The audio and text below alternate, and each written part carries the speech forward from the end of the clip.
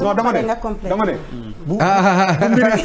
bu mbir yi amee apparemment il y a des gens qui sont très bien informés. oui comme Birima. moom nga bëgg wax. man Birima ragal ma ko su ma bëggee wax turam damay wax. non mais saa yi. non dama waxul mais Birima dégg. yow lay waxal de. non mais waxuma turam sax. tooñu ma leen. man damaa nekk Sénégal dëkk ci réew moom saa bopp libre. ne Macky Sall yow laa gëm. d'accord yow laa àndal yow laay faral. yow nga contre ko di ko bañ di ko nëbb. tu es un opposant qui se cache. may ko mu yeggali. man ma nekk partisan may ko mu yeggali. ki la suite. Birima may ko mu différence. waaw may ko mu yeggali ok. waaw dama la doon démb dimbale mais apparemment yow. exactement inoon na nga ba pare dugg nga ci ndox ci laa bokk. yow dugg nga ba pare. non non dama doon jéem a génn pour que sa discours mën a gën a jàll. bu mu jàll parce que ñi lay seetaan après. ku contre Macky Sall contre ma. waaw mais non bëgguma sax nga déglu. Birima defal ndànk rek. dama wax mu leer maa sama bopp. parce que Sénégal mais ñu organiser ko. s'il te plaît mon frère. voilà merci beaucoup. waaw donc incroyable. muñal rek comme taap. Birima taap lay niroo. kon metti na waxuma fan nag. ne taap la yéenay dëgg de taap la taap bu rëy toj rek la war a def. non c'est dootoo dab buuba. non dëggantaan ah non. non xaaral ma noppi. xam nga garab boobu. donc non donc li ma bëgg a wax. yow tu es une bombe contre. waaw bul waaye déedéet wuy ma non wuy ma doon na non wuy ma bombe la contre le wuy ma 20-0 wuy ma Birima nangu doon na la 20 s'il te plaît voilà merci. waaw bu ma continue nag. Osmogel baax na trop Osmogel. waaw baax na jaa. waaw mën nañu ko ci diw de ndax mu kii. doon nga ko 20-0. waaye fu mu toj moom. Osmogel rek. déjà Birima ngi lay sauver ah. voilà donc je veux dire quand même quelques jours après ñu toog ci plateau yi gars yi indi chiffres yi commencé développer. commencé joxe ay chiffres. parce que loolu pour joxe ay explications man loolu laa mënul comprendre c'est-à-dire que quand il y a des projets yoo xam ne ay projets yu am envergure yu toll nii mais au fur et à mesure que muy avancer nit ñi dañu war a xam li ci xew surtout bu dee ay situations yu mel nii bu amee. situation yu mel nii bu amee avant ñu ci nit dëkk bi di tàkk mais au moins day na fekk information bi pare mais j'ai comme l'impression que fay lakk la gars yi di gën a def que wane li nga xam ne moom moo nekk en réalité. donc non mon frère Bouba xam nga yow yeewu nga ko xarañ nga it xam naa la waaye man ji ñu ma l'opposition sénégalais ñoo la ko ji ndax sa position musuma dégg ngeen Macky Sall li mu def baax na loolu ba tax ma doon opposition la musuma dégg ngeen Macky Sall li mu def baax na. mais yow ñëpp opposition lañ ci parti. waaw mais cette tribune là c'est une tribune d'opposition la. il n'est pas payé pour dire ça. waxuñu ay fay dafa neex leen yow tu es payé pour insulter. non tu es payé pour le dire. nan la ñuy Sénégal yi xool ne le dis pas par conviction. non nan la Sénégal yi xool. ngeen yóbbu débat bi foofu waaye s'il vous plaît. non c'est Malal yéen ñaar ñëpp yaa Birima bu leen yóbbu foofu débat bi. waaw Malal please waay ça nous divertit. merci beaucoup exactement en passant laa doon wax. c'est ça. et c'est important. xam nga boobu non Malal s'il te plaît mais par diversion s'il vous plaît. s'il vous plaît. oui ma man je pense que li ma waxoon démb laay waxaat. xam nga bu ñu fàtte ni Sénégal du pays bu am doole. c'est important comme si Sénégal daal pétrole am yor gaz am milliards yi nekk nit ñi war a faj lépp du jour par jour tey mu war a nekk réew mi melul noonu yombewul noonu boo dee ci éducation bi la ca war a def bari na. nga dem ca santé la ca war a def bari na nga dem ci mbay ma la ca war a def bari na nga dem ci napp ba noonu donc foo jaar nga laal fii léeg nga xaw waroo nga namoon def lii beneen jamono ñëw non mais noonu la ñuy gérer budget li ñuy kii député la rubrique yi ñu def yëpp au 31 décembre bu jeexee du lépp ngay honoré. taux d'exécution chaque da ngay am taux d'exécution. amul Sénégal amul pouvoir exécuter budget à 100%. mais dañ amul moyen mais oui ma loolu bu ko directeur waxoon mooy gën a jekk.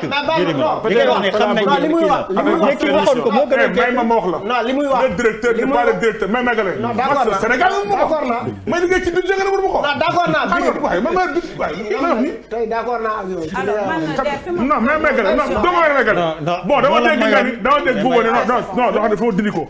dama dégg Bouba ni le directeur général de ONAS jaar na fi te leeralul loolu. c'est important ñu leeral loolu. le directeur général de ONAS question yi nga ko posé la mën a tontu. yi ko posé du ko tontu. yaa fekk bi fii jaar maa ngi ko saan en direct. waaw mais nekkoo fi mais c'est on a parlé de 765 milliards. seetaan naa émission bi en direct. on a parlé de ça ici. waaw dégg nga wax non seetaan naa oui ma waaw may ma non attends. moo jur lii bu ma di ba mais loolu non Bouba mais dama da ngay xaar ba non non émission yi nga fekkee yooyu nga war a mën a wax boo toogee si tëdd sa salle fële di seetaan ñëw di ko indiwaat may ma moom wuy ma mënoo jàkkaarloo yi j'ai l'avantage du vécu. yéen ñi koy def moomu leen ko ñu ko seetaan dañ cee bokk jàkkaarloo patrimoine national la ñëpp a moom ku ne am nga droit wax sa xalaat boo génne fii suba ku ne day commentaire ñii di saaga biir ma ñii di gërëm Birima et c'est tout à fait normal ñi faral Macky Sall dañ may gërëm ñoo contre dima saaga ñi contre Macky Sall kontaan ci Bouba ak Charles ñi faral Macky Sall mere Bouba ak c'est normal donc c'est comme ça lay doxee ak Malal waaw dégg ma la non Malal bokkul Malal il est là pour être tubaab bon may megg bon non mais dama ne ba pare temps de parole le directeur waaw mais li ma may li wax neexul Bouba non mais les c'est que ku wax nga bëgg ko toog finalement li ñuy wax Birima kaay ma wax la mooy kii naan ku nekk ci yoon ndur yóbbu si yooyu non man damaa xamoon da nga nëtërëb la mu ndur yóbbu ci partisan fii du ñu nangu ngeen laami ñu lekk morom te ñorul dafa wax ba géex dañuy wax ba géex dégg nga wax booy wax da ngay am courage tontu bali bi dalaat dégg nga gisoo ni ma reculer sax bi ma accusé des partisans peut-être li ma mën wax si loolu pour dalal xelu monsieur Ndour après nga ñëw on n'a pas créé des chiffres pour les amener parce que ni ma ko waxee pour ñuy wax programme décennal aussi du rek dañuy ñëw wax décider nañ programme décennal joxe un chiffre ay ministères ay agents wu ñetti ministères en 2012 ñoo ko élaboré peut-être ñëw def la présentation et parmi ces 3 ministères qui étaient en ce moment tey jii kenn ma nga opposition à savoir Cheikh Abiboulaye Dièye heure boobu ñetti ministère que defaroon le ministère de l'hydraulique et de l'assainissement en ce moment c'était monsieur le ministre Oumar Gueye le ministère de l'urbanisme c'était madame le ministre Khoudia Mbaye et ministre des collectivités locales monsieur Cheikh Abiboulaye Dièye tey mi ngi opposition su ko neexee mu ñëw wax dëggam chiffre yu ndax am na wala amul mais comme je dis un programme ay projet ngay boole ñun nag suñu ko joxee président validé que loolooy nekk suñu carnet de bord projet yi ñu siy nekk moom la ñuy suivre dëgg la nag c'est pas figé sur 10 ans un projet ne peut pas être figé on a eu à l'adapter surtout lors des conseils des ministres décentralisés su président defee ba pare nos ministres nous faisaient des notes voilà ce qui a été va ndax chaque conseil des ministres décentralisé était précédé par ay conseils interministériels présidés par le premier ministre ñun nag egguñu fa mais suñu paree suñu ministre daf ñuy noté ku nekk lii nga war lii la ñu décidé lii la ñu décidé par exemple je prends Louga n'était pas dans le programme décennal mais lors du conseil des ministres décentralisé dañu si identifier la nécessité ñu defal leen réseau d'assainissement ñun tamit bi ñu def 10 villes yi jël na si ñu bokk ko si parce que ce sont des décisions des directives présidentielles donc li ñuy wax ni yokk la ñuy wax mais defuñu un document boo xam ni dañu élagué et sur ce que je dis ici les documents existent et ces documents circulent xëy na nag comme j'ai dit peut-être am naa benn chance par rapport à mon successeur que je salue c'est peut-être moi c'est le vécu ndax yenn ni comme ni ma wax projet yi yenn ni sur ressources propres la yenn ni c'est pas financé par les partenaires moom il n'a pas le vécu waaw non astafurlah il faut pas qu'on ait du mal su ma wax le vécu mooy toog naa fekkee ñuy décider projet yi non attendez loolu laa bëgg wax oui il faut waaw li ma bëgg wax le vécu mooy projet yi ne phase d'urgence yëpp président dëgg la dañ ko bind ci document man ma mettre ko en œuvre d'accord yeneen projet yi court terme yi partenaires yi financé fu ñuy defee délégation di ko négocier ji ministère de l'économie des finances muy diriger délégation mais j'en faisais partie pour ñëw présenter le projet loolu laay wax le vécu. jusqu'en 2017 maintenant nag heure booy def passation peut-être yooyu yëpp mënul nekk ci document bi c'est pourquoi je comprends peut-être soo ko posé yenn yi ndax les documents de passation aussi dafa am fu mu yem il y a des rubriques bien précises quels sont les moyens logistiques l'inventaire le personnel les comptes etc. Ça veut dire que celui qui remplace ne sait pas tout alors et il part sur quelle base? mais mënul xam lépp directeur de département mais mënul xam lépp. mënoo jox benn document lépp ci. mais du yow yaay ko mu expliqué ko. non daanaka waxu ONAS on parle de problème national. non attends ce que je dis dafa am sens. parce que bu dee par mais na ngeen di débat pour leeral sa ngeen di leeral pour coincer le gouvernement wala pour créer un problème c'est quoi ça. Birima je ne comprends pas yéen. Birima dinaa la ne dinaa dama lay baal ko je te respecte mais quand même da ngeen di xool lépp njëriñ. li njëriñ Birima du point de vue idéologique. je suis un libéral je l'affirme. je sais fort donc le président Macky Sall ak man du point de vue idéologique on ne peut pas être loin l'un de l'autre mu leer si yow. tu comprends ça c'est idéologique je suis un libéral pur et dur. léegi problème bi mooy quand il dit vécu il y a un autre qui est là quand même depuis 3 ans est-ce que depuis 3 ans il ne peut pas s'enquérir des informations parce que sinon ce serait des fautes lourdes.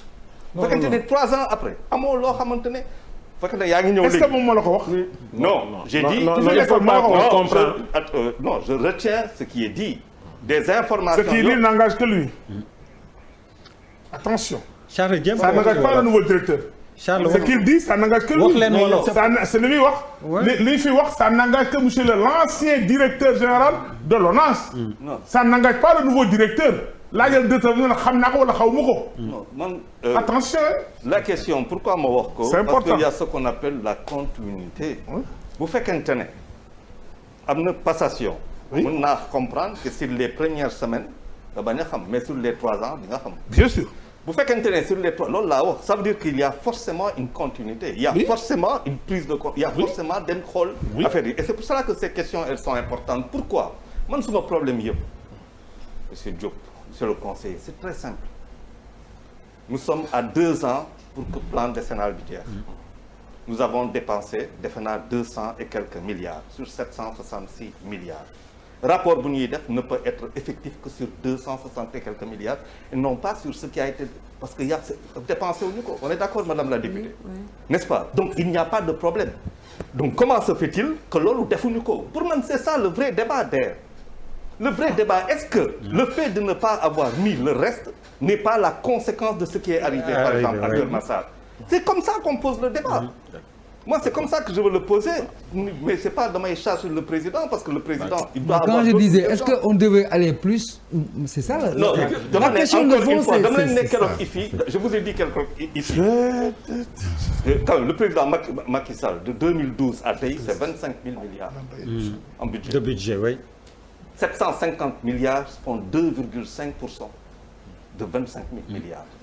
bu ñu xoolee fu ñuy wax tey inondation ak changement climatique ci àdduna dama ne expliquer keroog bu ñu xoolee la situation géographique de Dakar rek waxuma leen lu ci des ci dëkk bi faaw nga am benn politique de ville boo xamante ni pour préserver Dakar nga xamante ne quel que soit endroit boo taxawee soo toggee ci centre bi tu es à 4 kilomètres de la mer sur les 2 côtés tu es à 8 kilomètres de la mer faaw nga am benn politique de ville Dakar wax c'est quoi cette politique de ville est-ce que quand tu me parles de problème de département régler nga le problème de Dakar en tant que tel par rapport à un changement climatique wax naa ko fii les Allemands ont dit que le niveau de la mer augmente yow yaa ngi Saint-Louis de 3 mètres par an et ça va augmenter encore davantage yow yaa ngi Saint-Louis et à Saint-Louis ndox bi day jóg pourquoi muy jóg mais parce que dafa taw donc il y aura des crues mais c'est pas seulement à Saint-Louis il y a le fleuve Casamance est-ce que le problème la menace n'est pas valable là-bas il y a le fleuve Gambie nga xamante ne si ñaari pàcc yi day toucher le territoire sénégalais est-ce que le problème pourquoi on n'anticipe pas moi c'est des choses aussi simples que ça. alors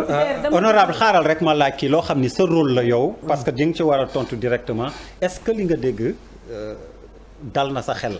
est-ce que xalaat nga ni ñuy wax am na ay mécanisme de contrôle yoo xam ne bu ñu nee suul nañ entre guillemets 100 milliards de tuyaux nangam sangam dinañ ci mën a dinañ mën a leer daal ci boppu askan wi. loolu. yow li ñu wax doy na la Birima mais moom il a le droit bu bañ ko doy. non waxuma moom bu fekkee yaa yéen a def kaa waxuma moom. man moom defuma kàddu Dieng, dara. yow Amadou kay Dieng, waxoon yow yaa allez-y. wax yow kay yaa woon ma fàttali porte parole tekki bismillah. waaw bëri na question yi ñu soulevé je pense mën naa bañ a tontu ci yëpp. mais am na ñuy seetaan ñoo xam ni man dama naan am sensation boobu en tout cas. bëgg a dugg ci biir télé bi. tey am na. yaa ngi ci biir télé tey maa ngi ci biir télé bi. Waxal. donc damay wax ak ñooñu. Oui. mais daan yëg li may yëg. di bëgg a dugg ci télé bi. ci ñuy ku mel ni Birima xamul valeur démocratie. parce que tey damay lire benn texte bu Tchéblé Dramé. bind Tchéblé Dramé moo nekkoon ancien ministre des affaires étrangères bu Mali. bu Mali waaw. Tchéblé Dramé moo takk doomu Alpha Oumar Konaré. Alpha Oumar Konaré nekkoon président de la commission de l'Union africaine. Tchéblé Dramé nekkoon xaritu Mamadou Lamine Diallo. mu abal ko livre bu mu bindoon en 96 bind ci les Africains sauveront-ils l'Afrique. Sauveront-ils l'Afrique. Mamadou Lamine Diallo moo ko bind en 1996. les Africains sauveront-ils l'Afrique. mu jël livre boobu abal ko Alpha Oumar Konaré mu jàng ko ne ko kii fu mu nekk ci àdduna bi. mu ne ko mi ngi Sénégal nekk banque centrale mu woo ko mu ñëw mu def ko directeur de cabinet ndax opinion yi mu doon bind ci Afrique loolu moo ñu njëkk a boole ak Mali. bi ci des man 1986 laa njëkk a dem Bamako xaw ma ndax boobu demoon nga Mali wala déet ma am fa ay mbokk samay mbokk ñu ngi may seetaan di dégg bambara de surcroît maa la ëpp sensibilité fuuf sur la question du Mali dama koy wax parce que tout simplement dama nekkoon jàngalekat pendant 10 ans su ñuy wax ci télé dafa am doole yàlla may nit privilège mu toog ci média une fois par semaine bu doon États-Unis la da ngay nekk borom xaalis bu bëree bëri. privilège boobu nag il faut que nit ki xam valeur am tey moom amul maqaama ne kii mooy sénégalais ñi ñoo war a wax ñii dañoo war a jël seen nationalité loolu juge moo koy décider. suñu code de la famille mooy wax nit ki bu amee 35 ans mu dem jël beneen nationalité kooku perdre mu jël ko ci volonté perdre na nationalité sénégalaise. gis nga démocratie texte boobu ma lay wax moom laa lire tey Tchéblé Dramé bind ko ci Jeune Afrique lañ ko publier xam nga lan la ci doon comparé deewu Moussa Traoré ak deewu Modibo Keïta mu ne benn dee bi lan moo tax mu paisible mu dee ci kaw lala Moussa Traoré nga xam ni 23 ans la diriger Mali am ministre de l'intérieur bu tudd Tchékoro Bakayoko moo jàppoon Blondin ba mu nekkee Mali moo ko jàppoon yónnee ko fii Sénégal mu dee fii Gorée ñi may dégg ñoom Alioune Sall Paloma xam nañ li may wax kooku diriger Mali des mains de maître xam nga lan la mujjee nekk adjoint imam ratib bu Bamako biñ ko gracié en 2001 par Alpha Oumar Konaré nekk ci jàmm di dem ci ngénte di dem ci ay xew loolu démocratie nit ñi libre di wax li ñu xalaat moo ko mën a maye.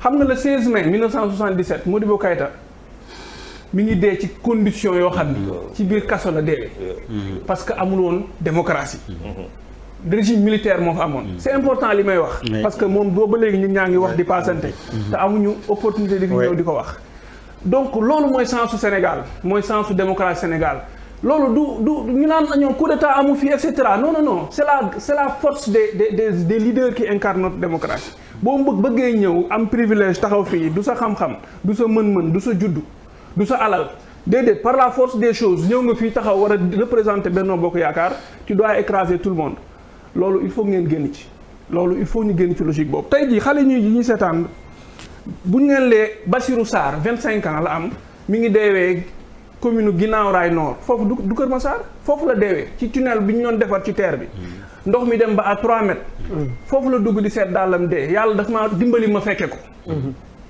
te ñi may seetaan xam nañ ni fekke naa ko falaa nekk ba 3 heures du matin Kaolack ñëpp d'accord nañ ni état continuité la Kaolack ñëpp xam nañ ni ba ñu juddoo ba léegi dafa am ay problème assainissement ñun dañoo fal Macky Sall ñu ne moom mooy président bi njëkk a juddu bi judd après indépendance gis nga yàlla dafa ma dimbali may gëstu ci ay président bi ma bëggee gëstu ji xam ay président dama dem gëstu ay président américain parce que ñoom ñoo ëpp ay président ma gis ci benn président bu tudd Martin Van Buren moom mooy président bi njëkk a juddu nekk américain moo njëkk a juddu nekk américain parce que les autres sont nés citoyens britanniques Martin Van Buren boobu tey marqué wul histoire politique États-Unis kenn xamu ko parce que tout simplement tey jii ñi ngi retenir ay Theodore Roosevelt parce que moom moo njëkk a ñëw nekk président bi gën a jeune def des 2 mandats am 50 ans ne damay bàyyi par élégance républicaine donc il faut ñu xam ni fondamentalement état continuité la démocratie élégance la du jaay doole nañ ko xam ndax doole bi ñu jël pouvoir bi ñu jël jox ko président de la république c'est énorme ñi koy représenté sax day feeñ ci ñoom Birima ni muy toogee sax da ngay xam ni ci pouvoir la nekk te loolu c'est pas normal du arrogance boobu je tiens à le dire parce que moom mënu ma yëngal ñi may seetaan xam nañ ni xel di man jàngalekat laa damay jàngale leneen loo xam ni pour ñu bañ laa yëngal la mais ñooñu laay waxal parce que j'ai souffert de le suivre dans cette posture là qui n'honore pas cette télé et maintenant Kaolack nee na du commune moom moo ko wax ndax Kolda Sarr rek mooy commune Diourbel du commune Thiès laa juddoo fa laa màggee nee na du commune parce que Saint-Louis fa la Alioune Badara Diop du commune tey jii Touba li ñu fa def mais ville dafay judd ba pare am histoire am évolution di màgg def nañ lii Touba et puis après décrété nañ ko c'est fini loolu du xam-xam dafay am planification ñu ne Dakar horizon 35 Touba horizon tel ñun lii mooy document de planification da nga koy teg ne lii moom mooy nit ñi fii lañ jëm directeur ONAS taxaw ne fii ne dañoo war a wàññi jur mi fii moom xam-xam boobu la ci am mais loolu ñun yàlla teguñu loolu ñun dañoo sax tuuti Sénégal dafa tuuti suñuy nit dañoo tuuti par rapport ak dëkk yu ñu wër Mali Côte d'Ivoire ak ñeneen ñun dañoo tuuti réew mu tuuti lañ nit ñi bëriwuñu mais document de planification dafay sóoraale l'évolution démographique ñu xam ni Sénégal ñun dañoo toog fii ñun leer nañu ni fi mu toll nii àdduna bi fii yëpp 2100 9 milliards de personnes lay am tubaab bi calculer nañ ko leer na seen bopp te leer na leen ni lu mu bon 4 milliards yi Afrique la ñuy dëkk waaw Afrique boobu urbanisation Afrique ñun mënuñu cee mucc faaw ñu dugg ñu xam ne ñun ay société urbaine la ñuy am société urbaine nag bokkul ak société rurale dafa am ay infrastructure de base yu muy laaj ay infrastructure sociale de base yu muy laaj ñun mouvement Tekki ay pôles régionaux de développement la ñu waxoon moom la ñu bind ñu ne pour ñu ne lii mooy tudd ville le minimum fu ñuy xaar benn booy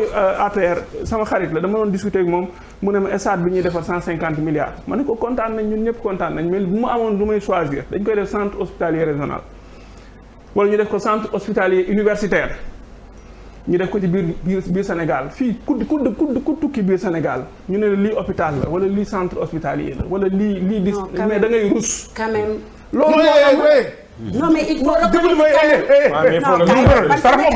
mais ban Sénégal su paree nga wax ko ban Sénégal nga nekk su paree rek nga wax ko ban Sénégal nga nekk amul problème Malal doo ma sala bu paree rek nga wax ko bu yàq émission jàkkaarloo tey non bu yàq émission bi dama ne mer honorable député su paree nga wax ko donc moom am na droit wax waxal ba doyal non bu ko dog vous allez souffrir en m'écoutant non ça c'est sûr parce que nous avons nos arguments waaw seen argument dañ koy dégg ngeen am le droit waaw bu paree rek nga wax ko yaa boo leen paree man dinaa leen déglu du ma ci dagg 20 minutes bi loolu am naa force boobu loolu nag dafa laaj force bu dëgër bañ a dagg c'est pas facile di dégg lu la neexul di ko muñ waaw loolu nag loolu du dégg lu la neexul di ko muñ man dinaa leen déglu du ma dagg kenn je prends cet engagement ñëpp a ngi may déglu moo tax souvent mi ngi am sagesse su déglu ñëpp déglu yombul voilà dafa bokk ci ay cëru kilifa dañu dégloon te man dinaa wax ba pare ngeen wax lu leen neex ba leen neexee taal fii dinaa leen déglu moo duñ taal këru jàmbur nag waaw mais duñ fa yegg incha allah yow amoo intérêt taal parce que sénégalais yi heureusement sax nga tekki sa masque ndax war nañ laa xàmmee parce que 5 ans ñu jox la suñu budget nga ànd ak Mansour Faye di ko politiquer defu leen fi dara. Tu dis des choses graves, hein? Tu fais des accusations très graves. Non, je le dis et je le réaffirme. Les résultats, malheureusement, le pauvre qui était là n'était pas capable de porter ce combat. Bouba, il ne pouvait pas le faire. Non, il fait des accusations très graves. Mais vous le portez où vous voulez. Mais c'est votre méthode. C'est un parti qui n'est élu nulle part. Qui n'est élu nulle part. Qui n'a aucune légitimité et qui applique am nañ député assemblée nag quand même Mamadou Lamine Diallo est à l'Assemblée nationale quand même. D'accord. Xoolal terminer Dieng s'il vous plaît. Vous le laissez terminer quand même. On va pas le chahuter mu jeexalee pour terminer oui.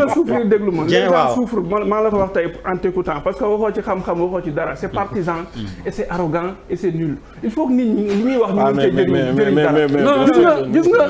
gis nga ñun li ñu bind. nit boo ko bëggee xam da ngay dem ci ay bindam. ñun bokk nañ ci formation politique yi nga xam ni dañoo bind suñu doctrine politique. tuddee ko le responsabilisme tekki principe et méthode du responsabilisme.